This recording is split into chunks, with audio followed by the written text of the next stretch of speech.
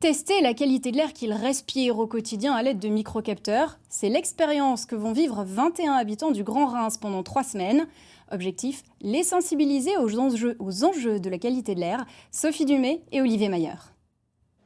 Dans chaque boîte, une sorte de petit fantôme qui a pour mission de rendre visible ce qui ne l'est pas, à savoir la qualité de l'air. Relié au smartphone par Wi-Fi, il va devenir le compagnon pendant 3 semaines de ces 21 volontaires qui habitent le Grand Reims.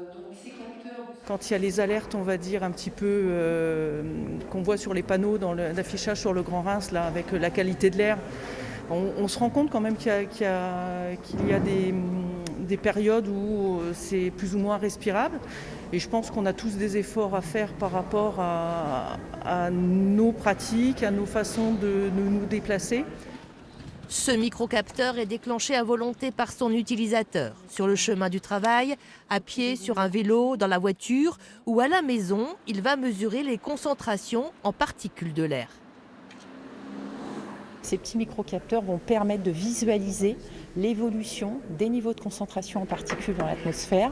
Et forcément, plus les niveaux seront élevés et plus a priori, il y aura un événement impactant, une situation qui explique ces niveaux et qui permet d'être connu et appréhendé par la personne qui utilise ce microcapteur.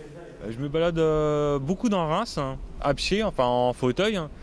Et je circule très bas en fait, peut-être au niveau des poussettes, et ça que je suis à hauteur des gaz d'échappement et autres. Et je me suis dit, tiens, ça peut être intéressant pour moi de savoir dans la ville quand je me déplace, quelles sont les zones plus ou moins polluées entre guillemets et à quel moment de la journée. Le 1er avril, les 21 participants devront restituer leur microcapteur. Ils auront ainsi une analyse de la qualité de l'air qu'ils auront respiré et sauront précisément s'il faut adapter leurs habitudes.